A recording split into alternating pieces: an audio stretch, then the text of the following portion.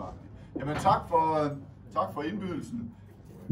Den fik jeg jo for flere år siden i forbindelse med en dag, hvor vi var samlet heroppe, og vi, det var Walter, så var det Viggo, så var det Mogens, så var det Arno, og så var Charlie her. Og der skulle jeg have noget input omkring B909, så vi går kampdag, og så blev vi enige om, at det måtte være en rimelig gestus, at jeg så, når bogen var skrevet, kom tilbage og fortalte lidt om, hvordan det var gået. Så det gør jeg nu, og jeg er meget glad for, at der bliver taget udgangspunkt i lige netop den der kamp oppe i Silkeborg. Fordi det ved I jo godt alle sammen. Den glæde kan ikke være ret stor at huske på, at I vandt med 4-3 i Silkeborg. Og kan du huske det, Walter? Vi gik her, da alle skrapbøgerne lå her, og du var sådan den, der var mest interesseret i den del af det, og så fandt vi den her frem med knuste røde hjerter, den kunne jeg også få på, men bruserdryp som atombomber. Synes jeg måske alligevel rammer den meget godt. Og I skal jo vide, at der er 2 mennesker her i det lokale, som husker tilbage på den der dag, som var det i går. Det er min ubetinget største fodboldoplevelse. Alt inklusive. Og i Silkeborg IF er der 2 slags mennesker. Dem, der var med mod B909, og dem, der ikke var. Og faktisk er det sådan, at lige netop den her kamp spiller en rolle i det kapitel, jeg skriver om Silkeborg IF, hvor jeg mødes med vores, ham der var den stærke mand i Silkeborg IF i mange, mange år, Orla Madsen. Og han siger sådan her: men det hele havde nok været lige meget, hvis ikke Ole Skov havde scoret med skinnebenet mod B909, filosoferer Orla Madsen. Kampen i Odense mod B909 den 29. juni 1991 har en mytisk plads i Silkeborg IF's historie. Det var en returkamp om retten til at spille i Superligaen. B909 vandt det første opgør med 4-3 i Silkeborg, men takket være Ole Skovs kludemål kort før tid, vandt vi returkampen med 2-0 og undgik nedrykning. Min egen historie med kampen er pudsig. Skæbnen ville, at vi allerede dagen efter skulle spille kamp i Intertoto-koppen. Den var oven i købet programsat til kl. 12, på et tidspunkt, der ingen regnede med, at vi skulle spille kvalifikationskampe om overlevelse. Nå, men Toto-koppen var trods alt ikke vigtigere, end at vi fejrede til en lyse morgen. Jeg levede ungkarlelivet på det tidspunkt, men fandt ikke noget sted at overnatte. Derfor var gode råd dyre, da det sidste diskotek lukkede. Jeg var hundeangst for at sove over mig, hvis jeg lagde mig til rette i min bil. Viggo havde aldrig tilgivet mig. Løsningen blev, at jeg rullede min sovepose ud ned i det ene mål på Silkeborg Stadion, og sov noget af rusen ud i et par timer, indtil jeg blev vækket af den første, der mødte på arbejde inden kampen. Vi vandt 4-1 over svenske Hammarby. Spørg mig ikke, hvordan. Og det er simpelthen så sandt, som det er fortalt. Ja, vi skal jo konfrontere vores dæmoner, så derfor, selvom jeg ved, at det gør ondt på jer, så tænkte jeg, at det var et rigtigt sted at starte. Man kan helt sikkert sige om kampens resultat, at det havde kolossalt stor betydning for Silkeborg IF's videre færd i dansk topfodbold. Til gengæld må man jo så alligevel sige, selvom den gør ondt i B909's hjerter, så kom I jo op året efter. Så på den led kan man kan ikke sådan trække en direkte linje fra det nederlag mod Silkeborg og så til den situation, som B909 befinder sig i dag, fordi de kom op året efter. Da jeg skulle lave kapitlet om B909, så det første Viggo siger til mig, og det sjove ved det er, at der er sådan virkelig et element af full circle, og det er der over os 2, Viggo. Fordi det første kapitel, jeg lavede, det var ude hos De Blå, og det var en fredag aften, og der kommer du og Bente cyklerne ud, og så står jeg jo der og snakker med Kurt Grønning og med Jack, og så siger du, hvad så laver du her? Og jeg vidste jo godt, du ville komme på et eller andet tidspunkt, men der var ikke andre fodboldkampe nogen steder. Så, men det var fair nok, at du undrede dig. Og så sagde jeg til dig, ja, men du er faktisk en af de første, der får det at vide, men jeg er ved at skrive en bog om dansk fodbold, og jeg skal skrive om de 43 største klubber i dansk fodbolds historie, og det her det er faktisk den allerførste klub, jeg besøger. Og så siger du med det samme, jamen så får jeg lige fat i Mogens og nogle af de andre drenge, og så skal vi ned i Koksgade. Og der mødtes vi så den dag for lidt over to år siden, da jeg sådan skulle have mit kapitel om B909 på plads. Det er sådan, at i kapitlerne i kampdag, der fokuserer jeg rigtig meget på det, som vi i mit fagsprog kalder mundtlige kilder. Jeg kan jo godt lide skriftlige kilder, og jeg er jo begejstret for sådan en bog, som Mogens Hansen har skrevet der om B909. men der mangler bare noget kød og blod.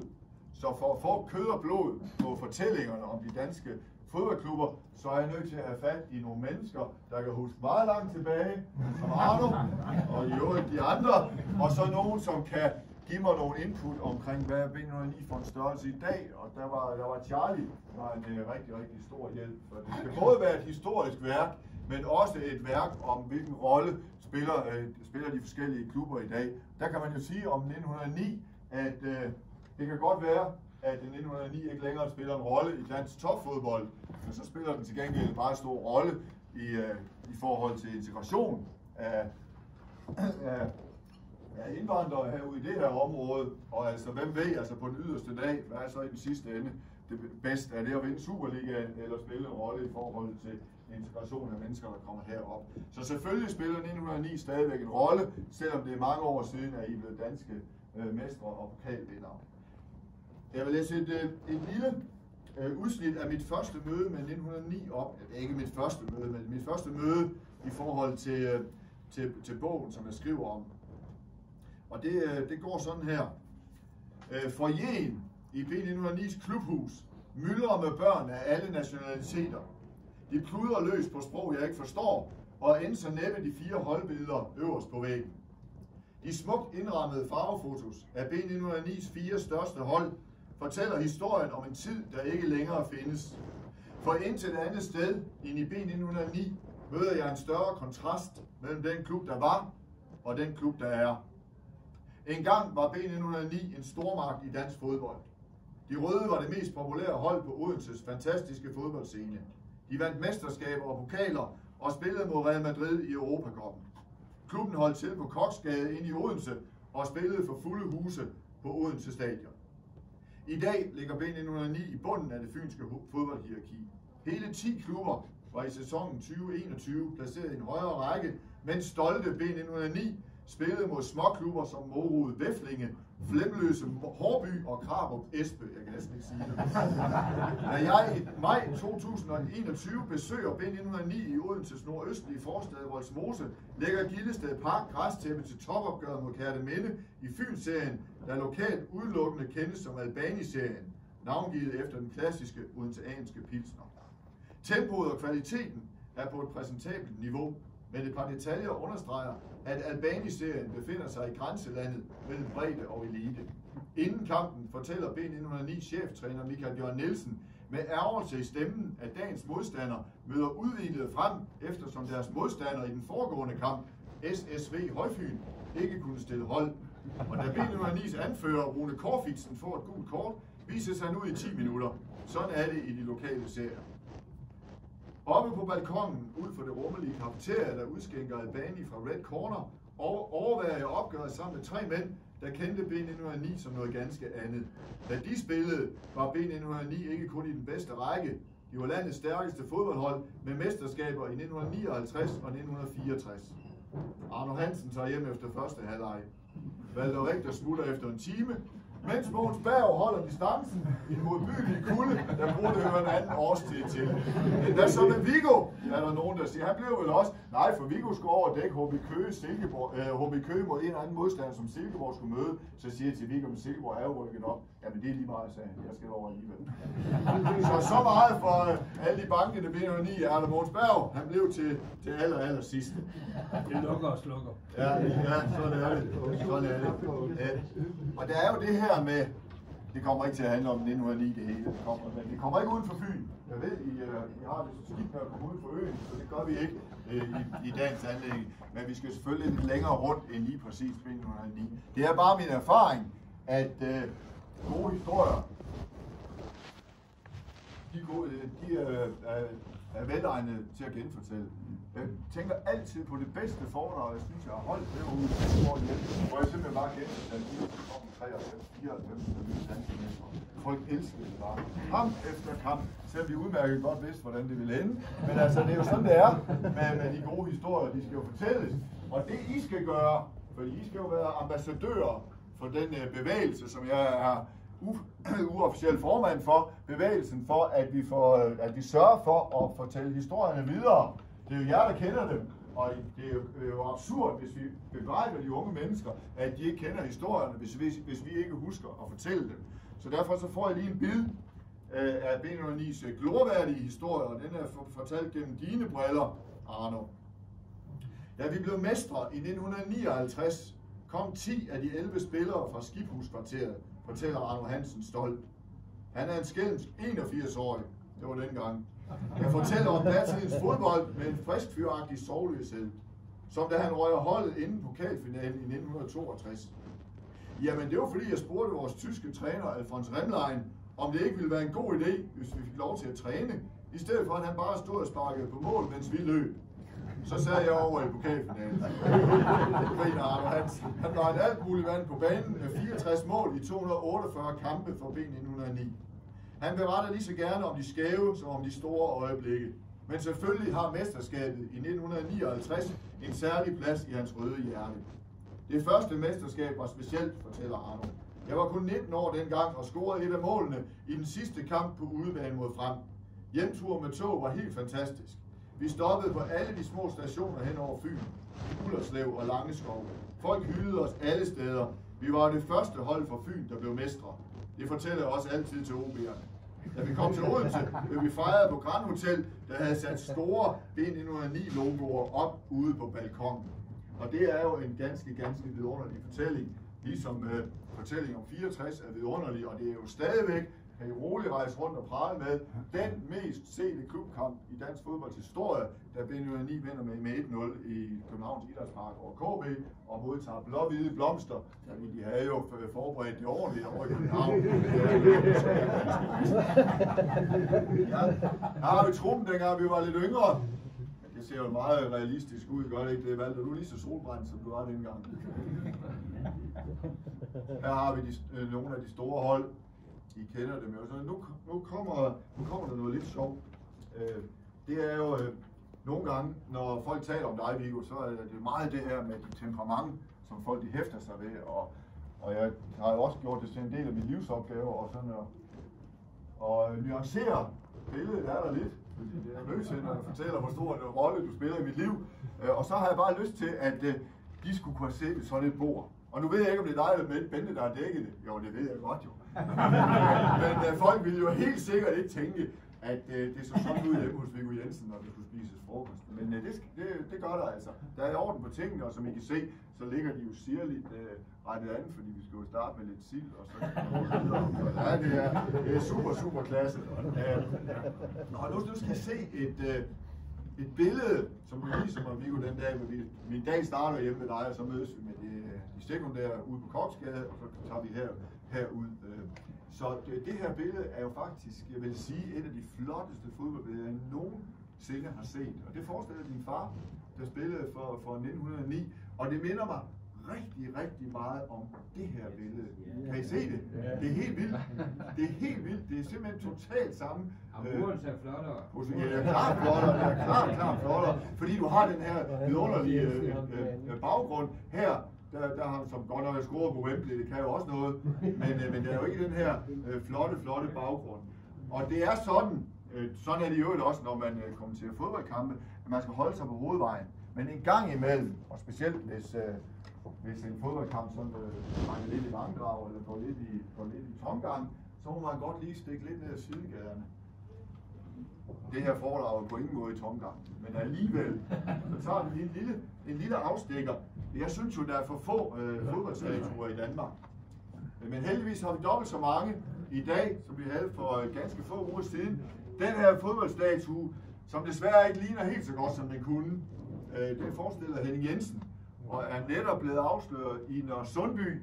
Henning Jensen spillede jo i NB, mens han var i Danmark, så kom han tilbage og spillede for AGF. Men det er jo i Nørresundby Boldklub, at de er særlig stolte af Henning Jensen. Så derfor er der rejst den her fodboldstatue af Henning på der, hvor det gamle Nørresundby Stadion lå. Der er sikkert en del herinde, der har spillet på det gamle Nørresundby Stadion. Jeg har desværre ikke selv, så det er en mangel. Og det er jo sådan, at skal vi se de danske fodboldstatuer, så må vi bare sige, at nordjyderne har overhånden. Fordi den anden, der findes, den forestiller, det er Harald Nielsen, står oppe foran Spar Nord Arena i Frederikshavn. Så der har de noget på os. Kommer tilbage til det mindesmærke, som der er for Richard Møller Nielsen her i byen. Men en statue er det jo ikke. De 2 statuer, vi har, det er Harald Nielsen og Henning Jensen. Når man kommer til fodbold, så er der noget med overgange. Og overgange, det er noget med at gå sådan fra det ene til det andet på sådan en elegant måde, som gør, at seerne føler sig i godt selskab. Og vi skal jo selvfølgelig omkring Richard Møller Nielsen. Han har jo også været herude, selvom vi primært husker ham for hans fortjenester for OB og for landsholdet, og så er han jo også vel nok en større figur i Svendborg FB. Han måske er lige præcis herude, men vi skal jo forbi ham. Største skikkelse i dansk fodbold nogensinde. Og der er min overgang, det her håndskrevne brev, som du viste mig, Viggo, da jeg var ude ved dig. Og det altså for mig, det er jo danefæ, det der, men det er et håndskrevet brev fra Richard Møller Nielsen. Og han skriver sådan til dig: Gode ven, hvad søren er det nu for noget med dig? Nu har du lige tilkæmpet dig en plads på klubbens bedste hold, og så giver du dig til at ligge på sygehuset. Jeg talte med Niels Vesterbæk i aftes, og han fortalte mig, hvorledes det var fat med dig. Og så synes jeg lige, at jeg ville sende dig en lille hilsen. Der er dog stadig nogen i Esbjerg, som jeg holder forbindelsen ved lige med. Det ærger mig nu, at I ikke har fået skrabet nogle flere point sammen. For det findes i klubben spillere, som både kan og vil klare ærterne. Men det var jo min store fejl, at jeg ikke fra starten fik dem smidt væk, som var årsagen til, at det hele gik skævt. Men nok om det. Og det er jo fantastisk dels, at Richard har skrevet sådan et brev i hånden til sin gamle ven Viggo, eller de var jo ikke gamle dengang, de var jo unge, til sin ven Viggo Jensen, og gået ned i postkassen med det, og frankerede det, og sendte det afsted. Og så er der bare sådan noget umiskendeligt Richard Møller over det, fordi de får lige et par stykker, dem der nede i Esbjerg FB, fordi dem der prøver altså ikke over. Man fyrer ikke ustraffet Richard Møller Nielsen, skulle jeg lige sige. Men det er sgu meget subtilt og meget, men også med sådan en forståelse af, at dem kan vi ikke lide. Og det bringer mig videre til lige præcis det her mindesmærke. Har du bagsiden? Det må du godt lige fortælle om. Ja, altså side 2. Ja. Jeg har billeder af det, men det er hjemme på min computer. Hvad står der der? Ja, der står ikke ret meget, men han har lige brugt det til et par linjer på bagsiden. Ja, det er også rigtigt. Ja, i stedet for på 2 ark. Ja, det er nemlig rigtigt. Ja, der var ikke grund til at rute med tingene. Glemrende detalje. Det er sådan med, jeg ved ikke, om I alle sammen kender historien bag lige præcis det her mindesmærke. Ellers så får I den nu, og igen det her med, at hvis der er nogen af jer, der sidder og kender den, så gør det jo ikke så meget. Som nogle af jer kan huske, så vandt Danmark Europamesterskabet i 1992. Og det foranledede et sjællandsk stenhuggerfirma til at lave denne her skulptur, eller mindesmærke, hvad nu vi skal kalde den. Der er jo sådan et kunstbegreb, der hedder kitsch, og det kan simpelthen godt være, at den kommer ind under det, men det er i hvert fald lavet af et ærligt hjerte. Og det var sådan, at det her firma synes jo, det skulle stå, mindesmærket skulle stå foran parken, som lige netop var blevet indviet. Og det var ikke lige den chance, DBU havde gået og ventet på. Så de sagde pænt nej tak, og i øvrigt er det heller ikke DBU, der som sådan kan bestemme, hvad der skal stå foran parken. Men det korte af det lange var i hvert fald, at den her gave, som ingen havde bedt om, den blev afvist, og det hører Richard så. Og det kender jo nok Richard så godt, at han tænker, der er på en eller anden måde, det er ikke i orden på en eller anden måde, når ærlige mennesker har udført sådan et stykke arbejde, og som I kan se, så er det jo det officielle UEFA-logo fra EM92, som er på mindesmærket. Så han kommer i kontakt med de her mennesker, og de aner jo ikke, altså, den kan jo ligesom ikke rigtig bruges andre steder, vel? Så de spørger ham, vil du have den? Det vil han gerne. Så den har stået i haven hjemme i Overholluf, og så har den stået nede for hans trappeopgang til huset i Kerteminde. Og så var det sådan, fortæller Tommy Møller Nielsen, som jeg talte med omkring Richard, fordi han levede jo ikke længere, da jeg skrev kamp der, det gør Tommy desværre heller ikke. Men han fortalte altid så venligt det her med, om Richards venlighed i forhold til, når han hørte, at der var nogen forbi for lige at tage nogle billeder, for det rygtedes jo, at den her skulptur stod foran trænerens hus i Kerteminde. Altså gik han altid ned fra haven og lige fortalte et par anekdoter og lod sig fotografere dernede. Det fortæller jo på mange måder historien omkring Richard Møller Nielsen, som var et vanskeligt gemyt, synes jeg jo også, det må jeg sige. Nu skal I høre om sådan min oplevelse med Richard. Det var altså ikke fordi det var så meget, fordi han brugte mig aldrig. Men jeg var med på nogle af turene. Ja. Jeg synes også, den akavede mand var svær at omgås. Men han var tro mod sig selv og sin métier, og valgte aldrig den nemme løsning. Hvis han mente, at Brian Laudrup fra Bayern München skulle erstattes af OB's Lars Elstrup, sin værelseskammerat, i den afgørende puljekamp mod Frankrig ved EM-slutrunden i Sverige, skiftede han sin stjerneangriber ud. På det punkt var træneren kompromisløs. Til gengæld var det dejligt at opleve, hvordan han slappede mere og mere af ved de årlige sammenkomster for EM-holdet fra 1992. Her var han det festlige og faderlige midtpunkt. Monumentet på Richard Møller Nielsens plads er en del af den rehabiliteringsproces, som desværre har været nødvendig. For den ubehagelige sandhed er jo, at der gik mange år, før manden fik sin fortjente kredit. Pressen blev han aldrig gode venner med, men mistroen til hans person og hans arbejde strakte sig langt ind i fodboldens egne rækker. Tænk sig, at den danske trænerstand ikke kårede Richard Møller Nielsen til årets træner i Danmark i 1992. Kollegerne pegede i stedet på Brøndbys Ebbe Skovdal.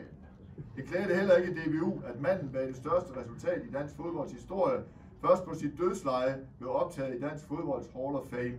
Det burde være sket længe inden 2014. Hall of Fame blev indstiftet i 2006. Det ville sikkert også have glædet Richard Møller Nielsen at se filmen Sommeren 92 fra 2015 fra Kasper Barfods feelgood-film med Ulrik Thomsen i en særdeles vellykket hovedrolle som landstræner, var i den grad med til at løfte trænerens eftermæle. Sommeren 92 fik blandede anmeldelser, men jeg så den 3 gange, bare for at blive mindet om, at det skete. Fantastisk film. Det, der er fantastisk, og det, der leder mig hen til den her overgang fra det veldækkede bord hjemme hos Bente og Viggo til Richard Møller Nielsen og videre ud i det fynske fodboldlandskab, det er teksten på den her, på soklen. Fordi det skal I vide, hvis I nogensinde skal stå i spidsen for en komité, der skal lave en fodboldstatue, at der er nogle ting, der er vigtige. Det er vigtigt at udpege den rigtige figur. Altså Henning Jensen skal stå i Nørresundby, og Harald Nielsen skal stå i Frederikshavn, og der skulle være en på vej af Allan Simonsen i Vejle, og det er også velvalgt. Man skal i øvrigt ikke være så bange for det der med, fordi der ligger ikke nogen fravalg i det tilvalg af person. Jeg synes jo, der skal stå en af Preben Elkjær foran parken. Det er min holdning. Altså, når jeg tænker på Danmarks største landshold, tænker jeg altid på Preben Elkjær, selvom der var mange andre. Så det synes jeg så ikke, man skal være så bange for. Så skal selve statuen være flot. Der synes jeg jo så, at Harald Nielsen-statuen er mere vellykket end Henning Jensen-statuen. Alene af den grund, at det faktisk ligner Harald noget bedre. Så det er så, hvad det er. Så er der det her med dimensionerne. Og der er jeg jo bekymret for Allan Simonsen-statuen i Vejle.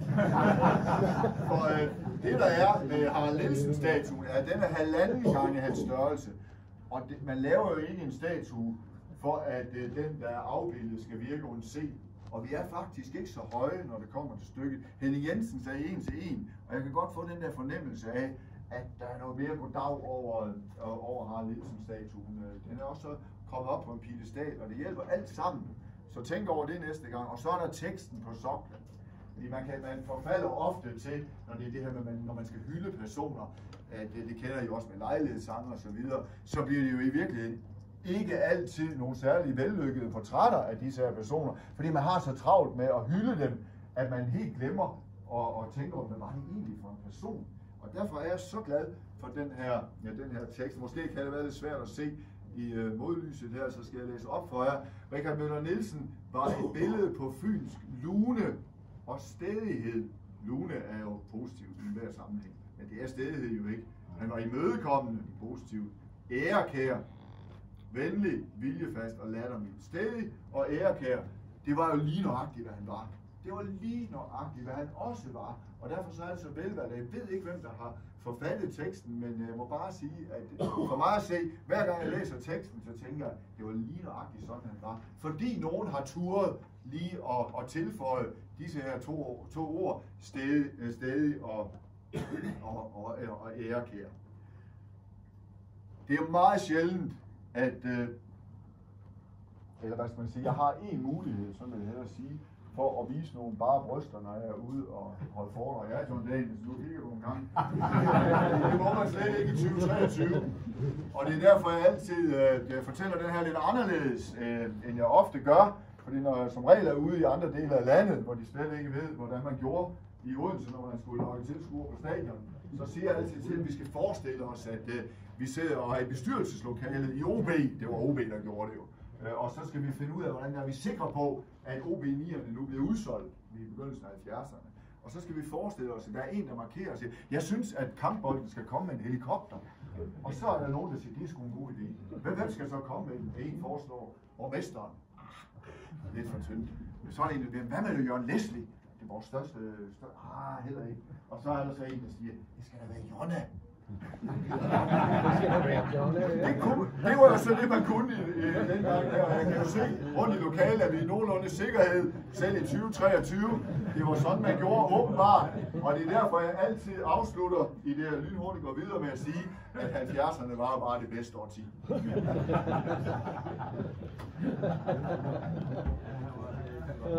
I ved jo alt om, at B9 har spillet på Real Madrid, og jeg glæder mig meget, Charlie, over, at lige netop denne her skiltet ude fra stadion, dengang I mødte Real Madrid, med autograferne fra Real Madrid, så superstjerner har fået en så prominent placering, som det nu har, fordi da jeg var her for et par år siden, der hang det på kontoret, og jeg har altid tænkt, at det var i grunden lidt ærgerligt, at det kunne hænge der, og så det her med, det er jo igen det her med at fortælle historierne videre, så skal der jo være et eller andet.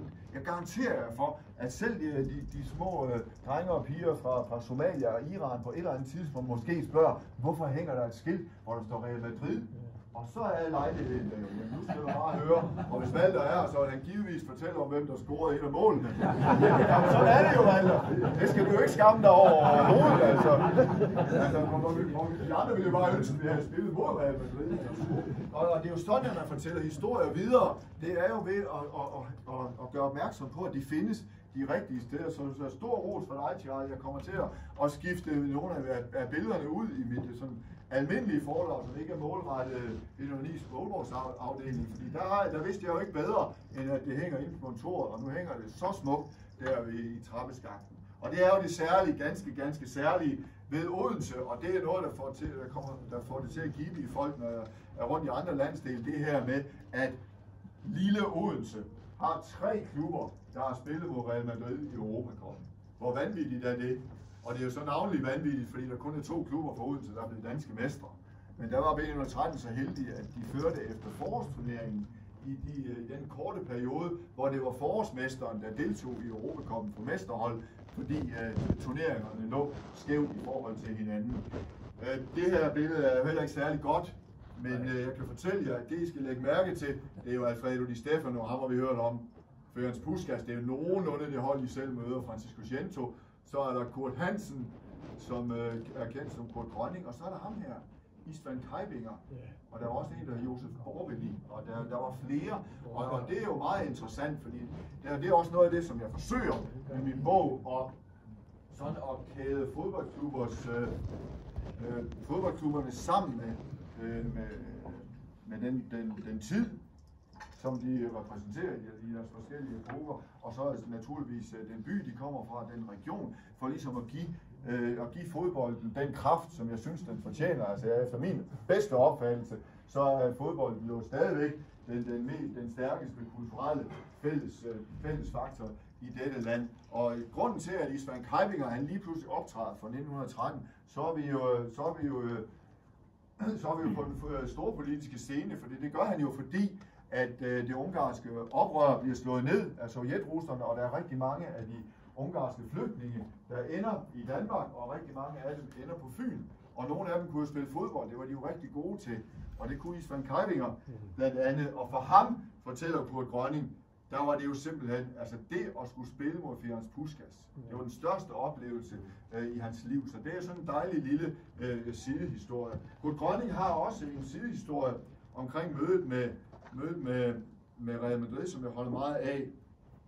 For det var jo sådan, at hvis I synes, I fik bank, så skulle I høre om B913.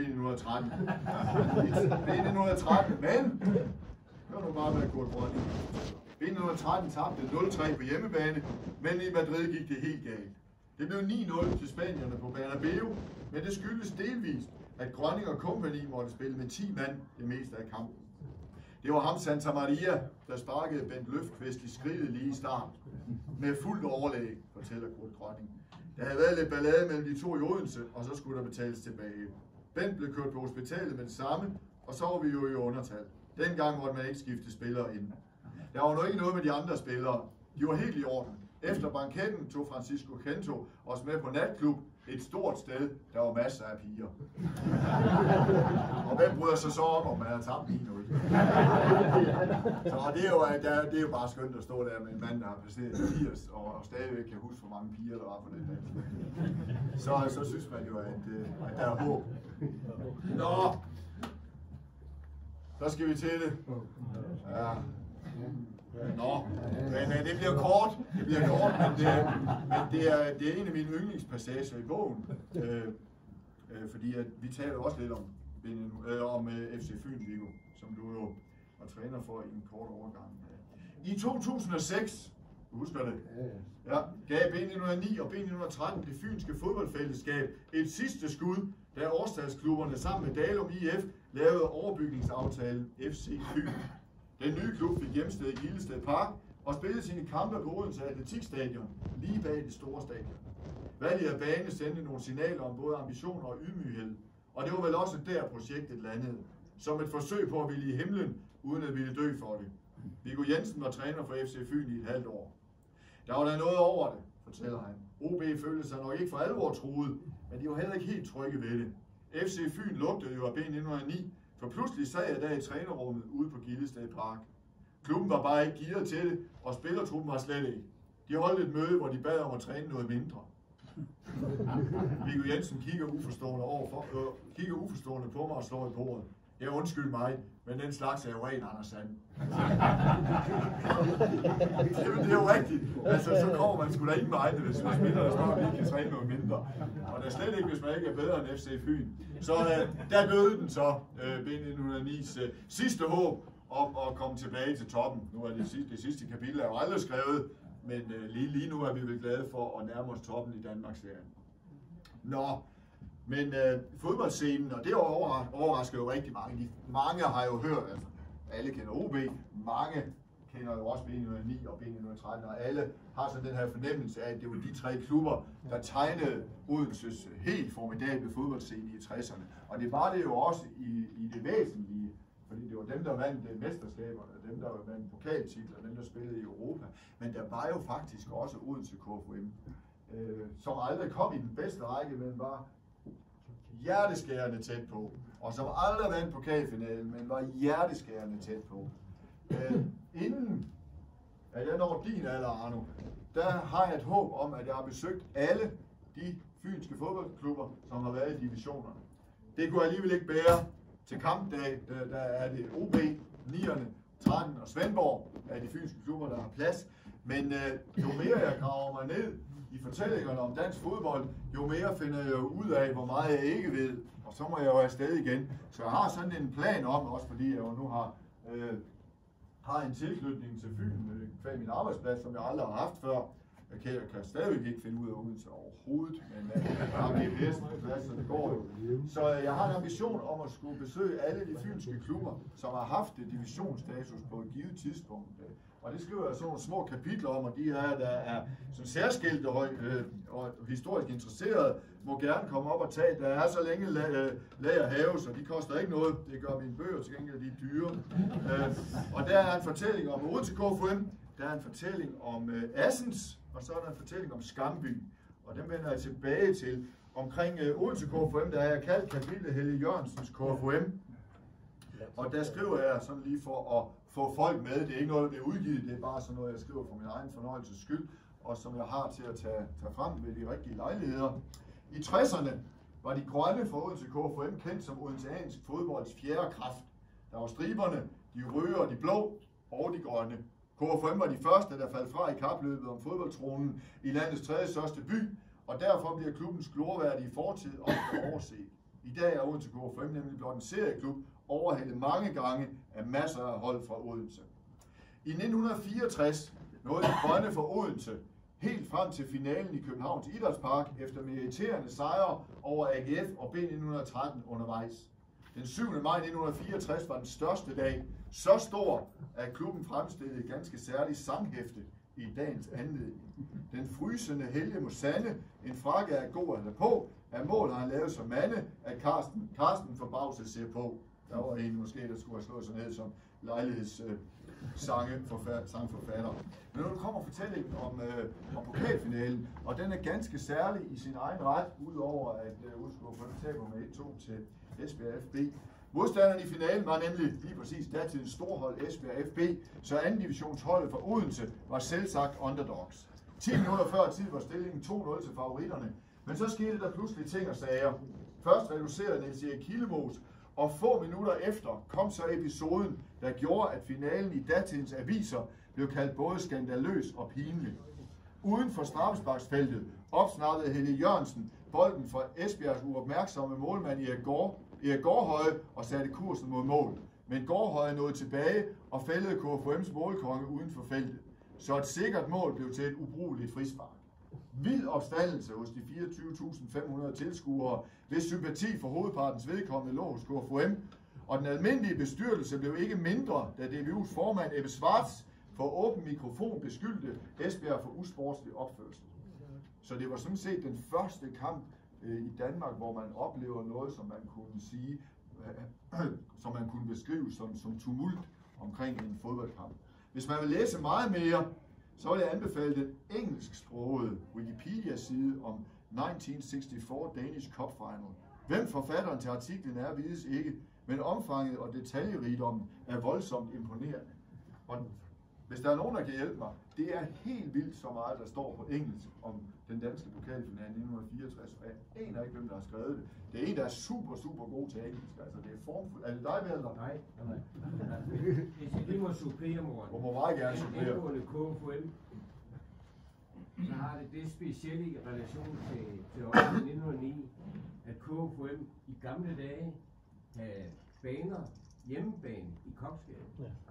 KFUM spillede i Koksgade med den bane, der lå over ved Julesgade, sammen med en klub, der hed B1922.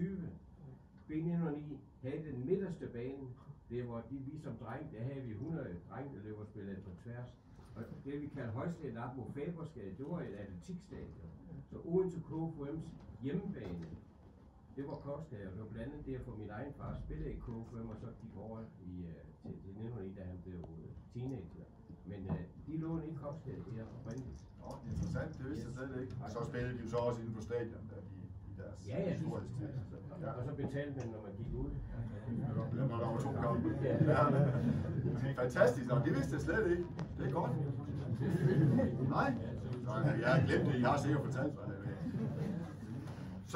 det. Så vender vi lige tilbage til ham her. Fordi han har jo også spillet en stor rolle i Svendborg FB, og det jeg så godt kan lide. Igen det her med, hvordan vægter man ordene. Der er jo nogle steder, hvor man med æresmedlemmer sådan kan læse side op og side ned om alle deres præstationer. Men i SFB, der vælger man bare at sige, tak for din store indsats i SFB.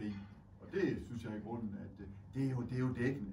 Ikke? Altså i stedet for, at det kan jo være lige meget, om man rykker op det ene eller det andet år. Men hvis man har ydet en stor indsats, så bliver man æresmedlem. Og man får også plantet bøgetræer. Skulle jo angiveligt stå et i rigtig mange mindre fynske klubber. Der står i hvert fald et nede på SFB's anlæg ude på Tipsbladet i dag. Omkring Svendborg FB, så er der det specielle, at hvis man møder et andet menneske, der også har været på Høje Bøge, så er det ligesom om, at så connecter man på en eller anden måde, fordi der er sådan et eller andet vidunderligt over at kunne sige, at man har været på Høje Bøge. Fordi dels er navnet så poetisk, og så er selve stadion. Altså før man ved det, så tænker man, at der er nok noget bøgetræ, men det er jo helt vildt så fantastisk som Høje Bøge stadion. Det er virkelig, vi har mange af os har jo nogle minder omkring stedet, og jeg er for eksempel rykket ned med Kolding på Høje Bøge stadion, det er jo selvfølgelig ikke så rart. Og så er det jo et mytisk sted for AaB'erne, fordi det var der, de rykkede tilbage i Superligaen, og det så har de jo indtil for ganske nylig kunne sige, at siden Højbøge har vi aldrig nogensinde været nede i den næstbedste række. Det kan de jo så ikke påstå længere. Men det er stadigvæk sådan et sted, som rummer nogle fortællinger. Og nu får I et par stykker af dem. Og vi starter faktisk med at gå ned ad en lille sidevej igen. Og den lille afsnit, I nu skal høre, det handler om en kvinde, der er til stede ved den kamp, som gjorde, at Aarhus Fremad rykkede op i Superligaen, og Svendborg FB mistede deres meget realistiske chance for at rykke op i NS sidste spillerunde. Og der går den her kvinde rundt med sit barnebarn på armen. Julie var helt lille, da vi spillede nede i Svendborg. Jeg kan huske, at jeg gik rundt med hende på armen under kampen. Hvis vi vandt, rykkede vi op. Men jeg håbede det ikke. Det hele gik så stærkt. Vi var lige rykket op i første division, og nu skulle vi så i Superligaen. Kvinden var gift med Jan Hammerholt, som var formand for Aarhus Fremad. Jeg havde aldrig drømt om, siger Lone Hammerholt, at Jan ville begå selvmord. Men jeg var bekymret for ham. Jan kunne mange ting, men han kunne ikke uddelegere. Hun er afklaret, når hun taler om sin mand. Om den dag i 1997 nede i Svendborg, der Aarhus Fremad rykket op med en sejr på 3-1. Det er jo så mange år siden, men du kommer aldrig over den slags. Tænk sig, at der er gået et menneske rundt dernede, og hendes klub har vundet, og hun har bare tænkt, nej.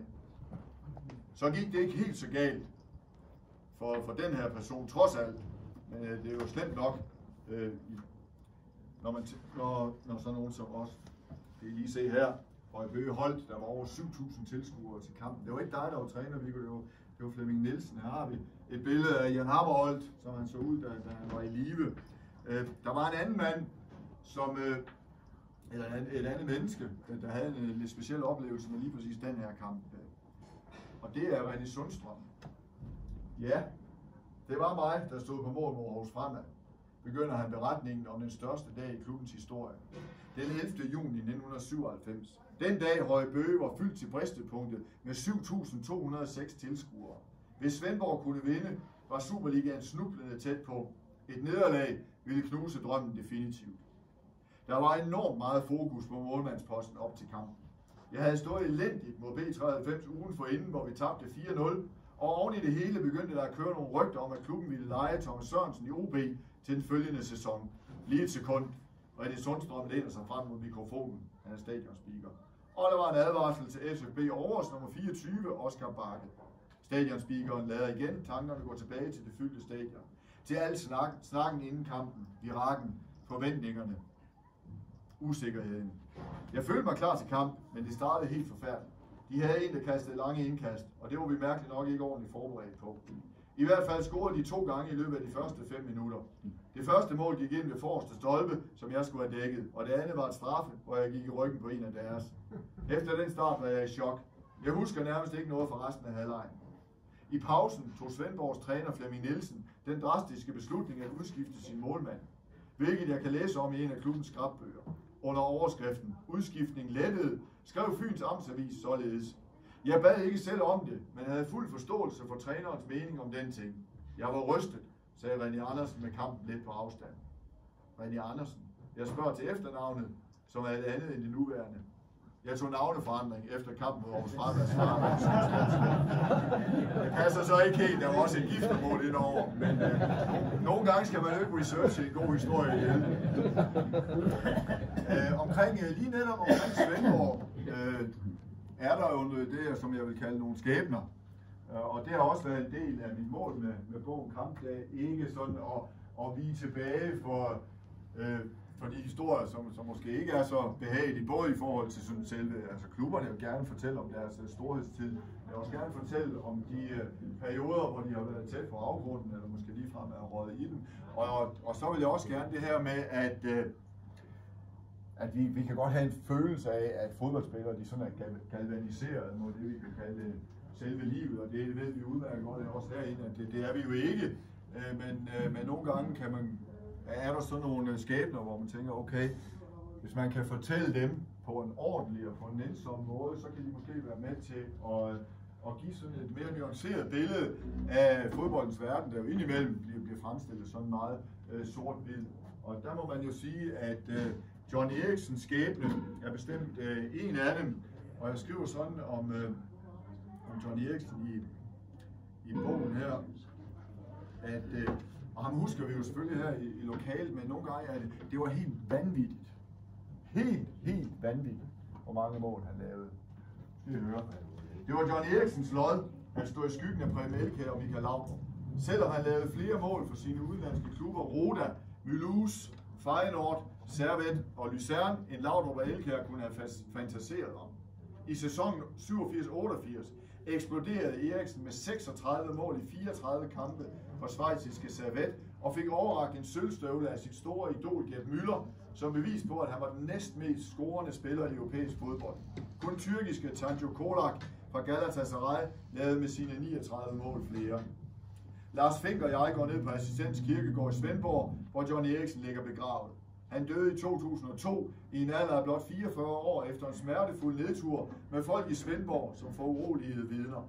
Eriksen vendte hjem fra udlandet som stjernen, der skulle score de sidste mål for sit hjemstavnsklub, og siden samle masser af sponsorer og genrejse byens fodboldstolthed. Johnny Eriksen nettede i alt 62 gange i sine 2 perioder som spiller i Svendborg FB.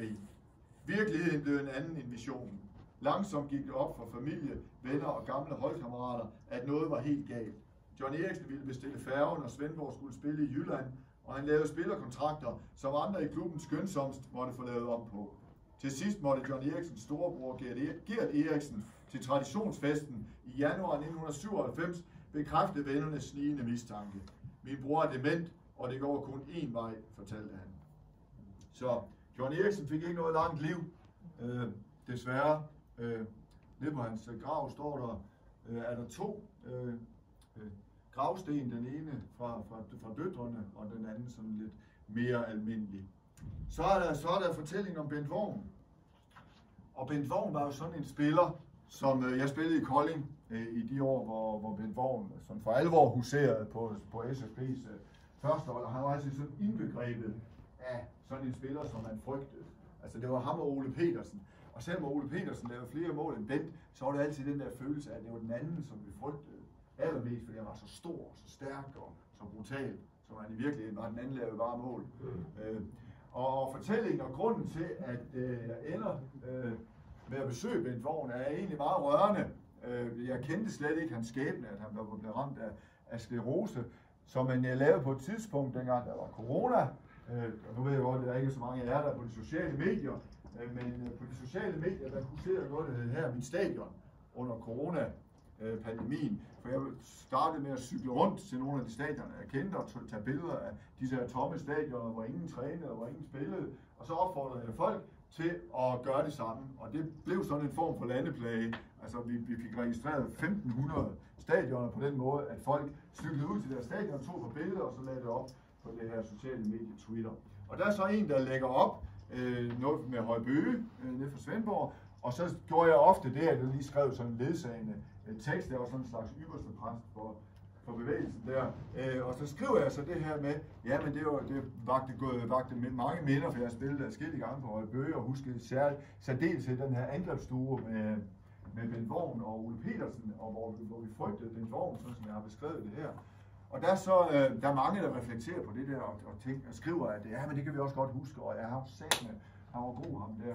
Og så skriver hans svigersøn også til mig, at han var blevet så glad over, at han kunne konstatere så mange, der huskede ham for hans fodboldspil. Og så da jeg skulle skrive et kapitel om Svendborg FB, så tænker jeg, som hedder SFB over FA, i dag for at det ikke skal være løgn, tænker jeg, at jeg prøver at række ud til Bent og spørge, om jeg må komme og besøge ham.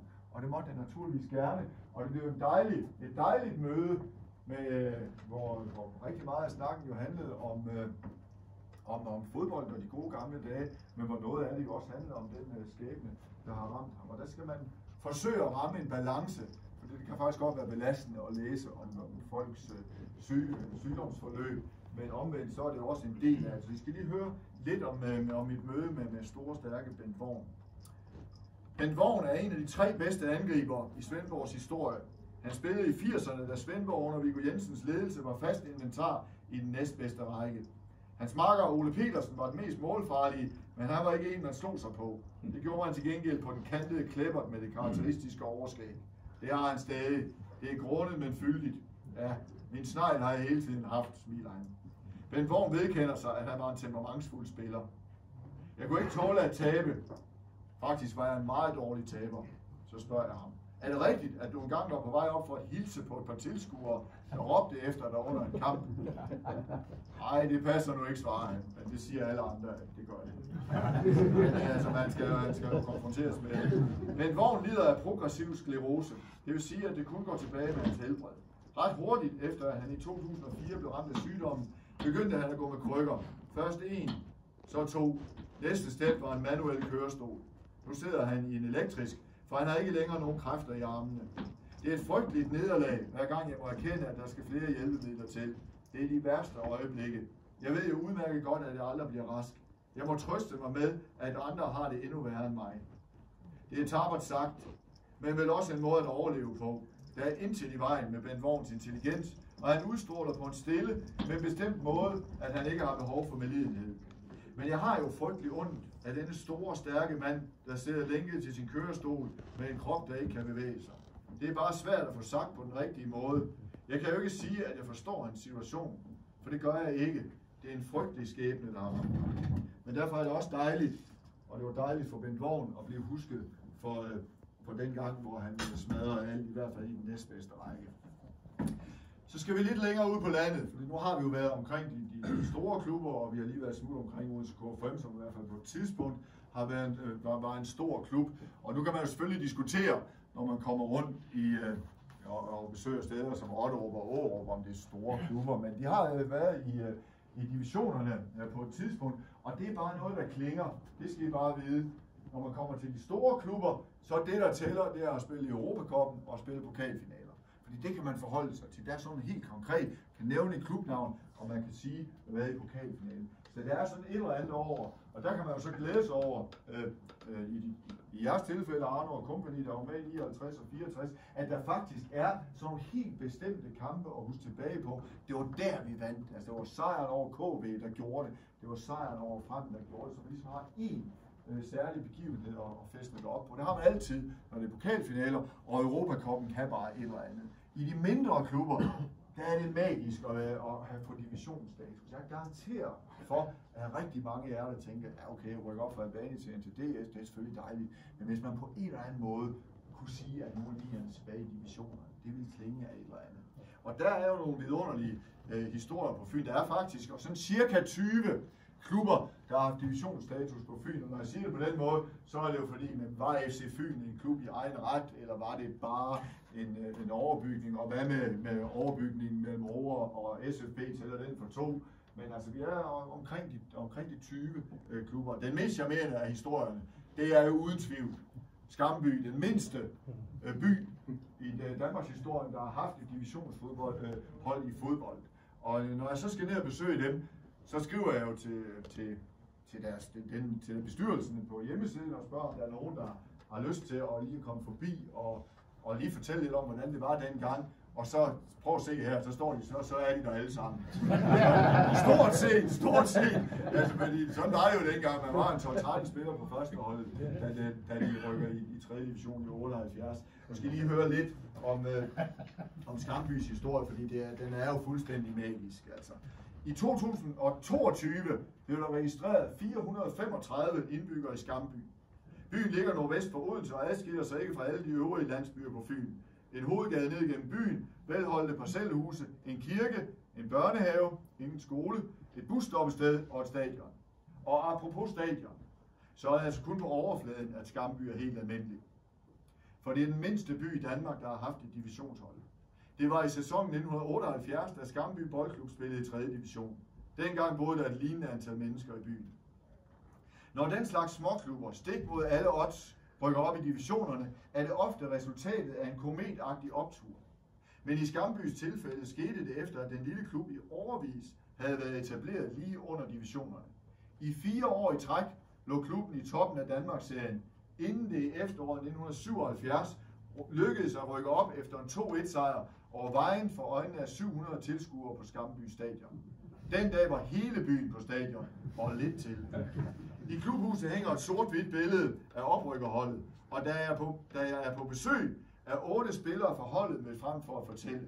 De er en del af Skambys seniorklub, der sørger for at kridte baner op og holde orden. Man behøver ikke at spille på divisionsholdet for at være med i Skamby Seniorklub, men det gør selvfølgelig ikke noget. I alt sidder vi 12 mænd rundt om bordet og spiser smørbrød og snakker om de glade 70'ere. Så det var jo sådan nogle besøg, som festner sig, og som er værd at fortælle om. Så var jeg også et besøg i Assens, og det skyldes faktisk, da jeg var nede og holdt foredrag i Svendborg, Viggo, hvor du også var der, at der prøvede jeg det her af med hvor mange